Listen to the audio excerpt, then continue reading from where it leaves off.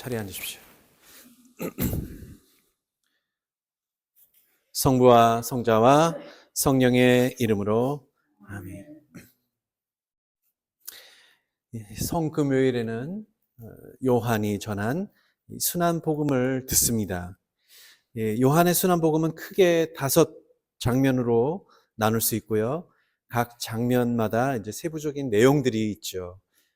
그래서 눈을 감으시고 순환 복음이 어떻게 흘러가는지 한번 떠올려 보시면 좋겠습니다. 첫 번째 장면은 예수님께서 체포되시는 장면입니다. 잡히시는 장면인데요. 기도를 마치시고 예수께서 이제 키드론 골짜기 건너편으로 가 계시면 유다가 경비병들과 함께 군사를 데리고 예수를 찾아옵니다. 그냥 찾아오는 게 아니라 잡으러 옵니다. 그래서 너희는 누구를 찾고 있느냐? 라고 예수님이 물으시니까 나자렛 사람 예수를 찾소 하고 내가 그 사람이다 하니까 병사들이 흠칫 놀라면서 뒤로 옵니다. 그러면서 한번 또 이야기합니다. 너희들은 누구를 찾느냐? 나자렛 예수를 찾소. 내가 그 사람이다 하니까 또 뒷걸음치다가 넘어지는 병사들이 그렇습니다. 그래서 나에게 온 사람들을 하나도 잃지 않게 한 말씀을 이루시려고 제자들을 가라고 하죠. 근데 병사들이 예수님을 잡으려고 하자 베드로가 나서서 칼을 들고서 대사자의 종이었던 말코스의 귀를 잘라버립니다. 그래서 예수께서 베드로에게 칼을 도로 꽂아라. 아버지께서 나에게 주신 이 고난의 잔을 내가 마셔야 하지 않겠느냐 하고 말씀하시면서 그 병사들이 예수를 잡아갑니다.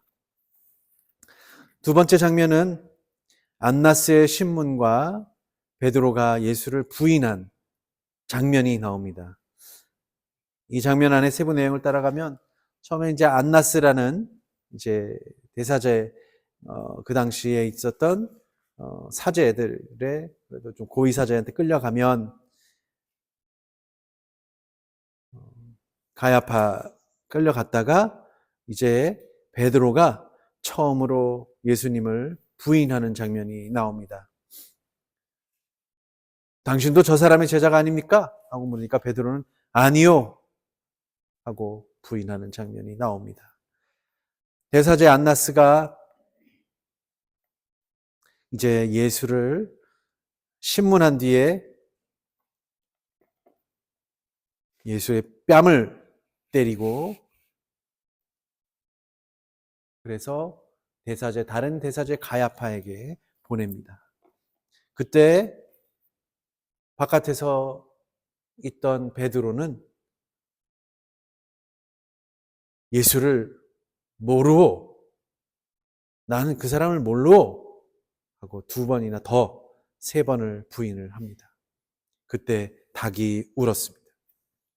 세 번째 장면은 빌라도의 재판 장면입니다.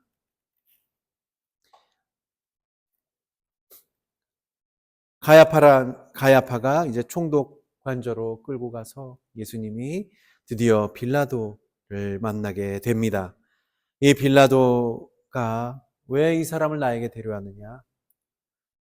이 죄인이 아닌데 어떻게 끌고 왔겠느냐 하면서 유다인들이 빌라도에게 예수를 넘깁니다. 그래서 빌라도는 관저 안으로 예수를 데리고 들어가 신문을 합니다. 네가 유다인의 왕이냐? 라고 묻습니다. 그리고 예수님은 저 사람들이 너를 그렇게 죽이려고 하는데 넌 무엇이냐? 내 왕국은 이 세상의 것이 아니고 이 왕국이 이 세상 것이라면 내 부하들이 싸워서 나를 유다인의 손에 넘기지 않게 했을 것이다. 내 왕국은 결코 이 세상 것이 아니다. 라고 예수님이 대답을 하시고요. 빌라도가 아무튼 그래서 네가 왕이냐?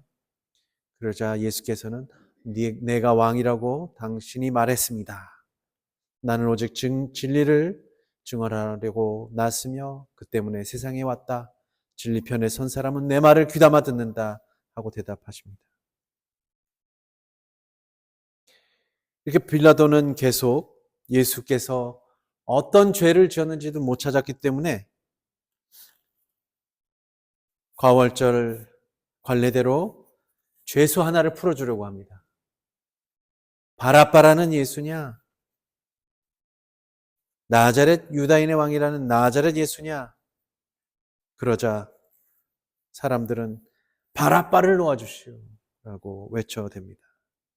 그래서 안 되겠다 싶어서 관자 안으로 데리고 들어와서 그냥 매질만 해서 풀어주려고 하지만 관자 안에 들어와서 이 병사들이 가시나무로 왕관을 엮어서 예수의 머리에 씌우고 뺨을 때리고 모욕을 합니다. 그렇게 피투성이가 된 예수를 사람들 앞에서 자, 이 사람이다 하고 보여주자, 빌라도가 보여주자 사람들은 십자가에 못 박으라고 난리를 칩니다. 십자가에 못 박으십시오. 십자가에 못 박으시오. 하지만 빌라도는 이 사람에게서 죄를 찾을 수 없다. 나는 풀어주려고 하는데 그때 군중들은 더 난리를 칩니다. 빌라도는 군중 앞에서 더 이상 예수에게 난 이 사람의 죄를 찾지 못했다. 하지만 난리가 나서 어쩔 수 없이 유다인들의 심한 반대로 십자가형에 처합니다. 빌라도는 예수를 십자가에 못 박으라고 그들에게 내어 주었습니다. 네 번째 장면은 오늘 계속 들으셨던 십자가를 지시고 죽으시는 장면입니다. 골고타로 십자가를 지고 올라가십니다. 해골산이라고 불리는 골고타로 올라가시면서 결국엔 예수를 가운데로 하여 양쪽에 두 사람을 같이 십자가형에 처합니다. 빌라도가 예수님의 십자가의 명패를 유다인의 왕 나자렛 예수라고 썼는데 사람들이 트집을 잡습니다. 자칭 유다인의 왕이라고 써야 합니다. 라고 말하지만 빌라도는 한 번 썼으면 그만이다 하고 그대로 그 명패를 뒀습니다. 그리고는 양쪽 손을 못을 박기 시작을 합니다. 또 다리도 모아서 십자가 위에다 다리를 못을 박습니다. 그리고 병사들은 예수를 발가벗겨서 그 옷을 나누어 갔습니다. 십자가 아래에는 예수를 따르던 여인들과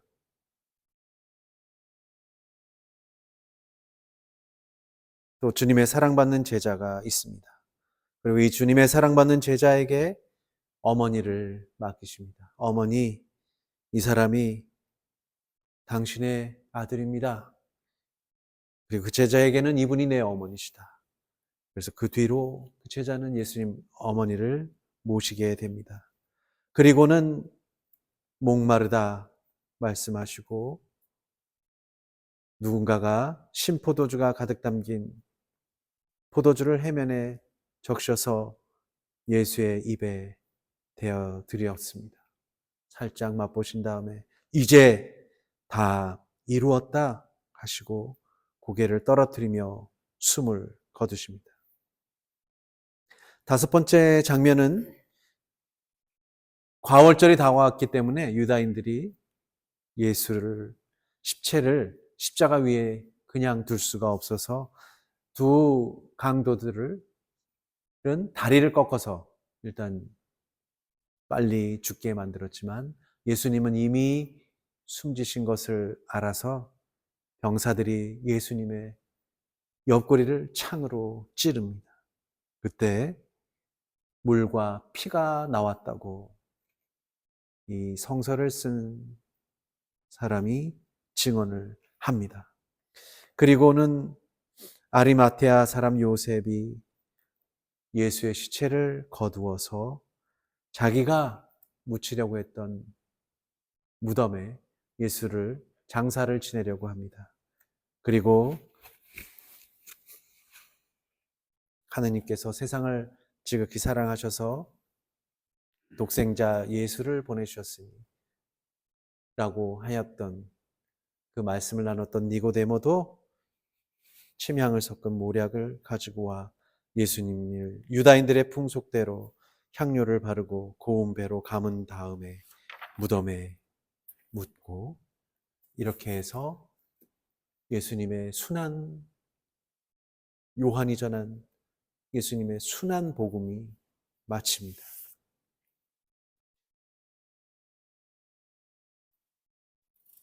예, 눈을 떠시고, 이게 사실 거의 하루 만에 이루어진 일입니다. 성목요일 저녁에는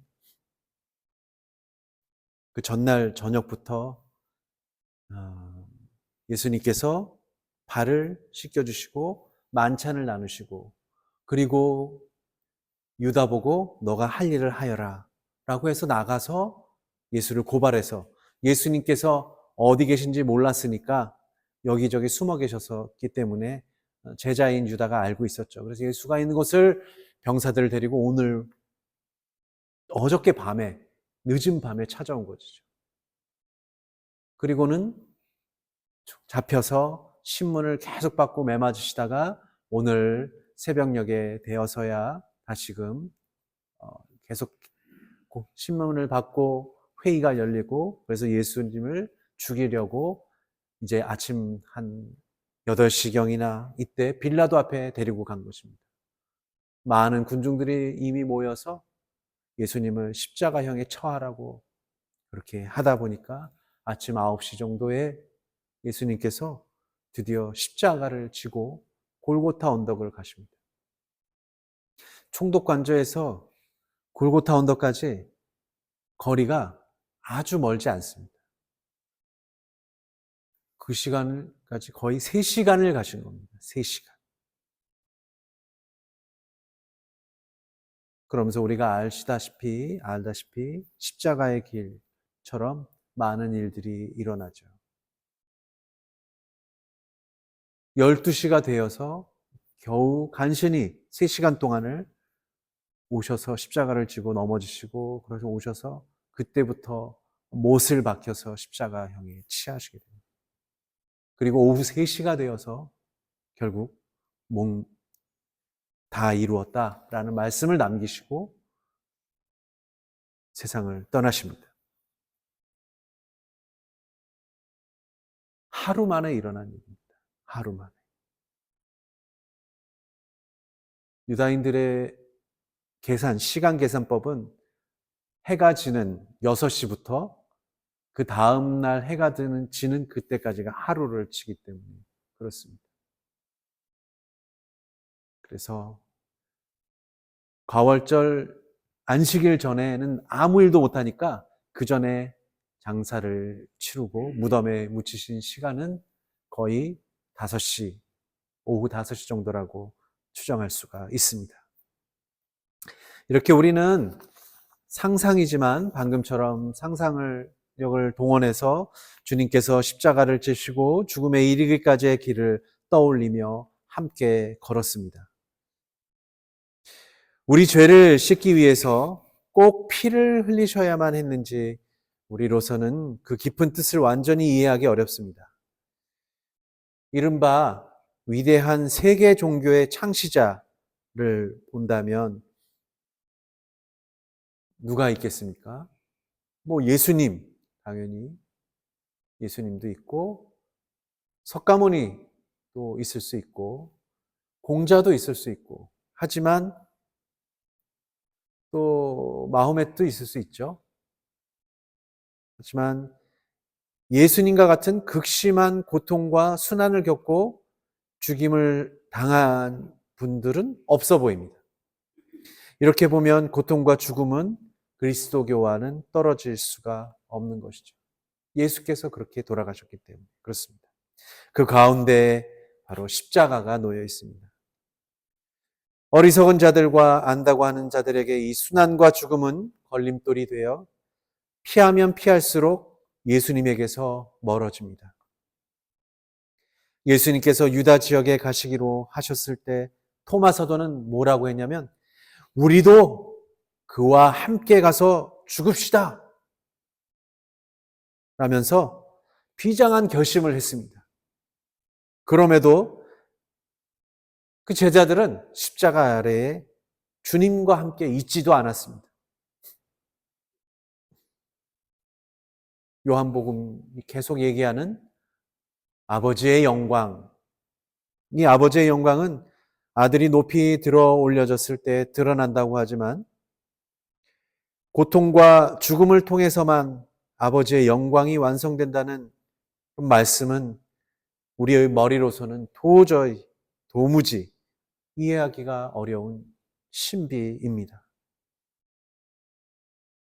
그래서 많은 훌륭한 영성가들이나 순교자들은 고통 가운데 또 죽음 가운데서 하느님께서 안 계시는구나, 하느님께서 나를 떠나시는구나, 떠나셨구나 라는 체험을 합니다.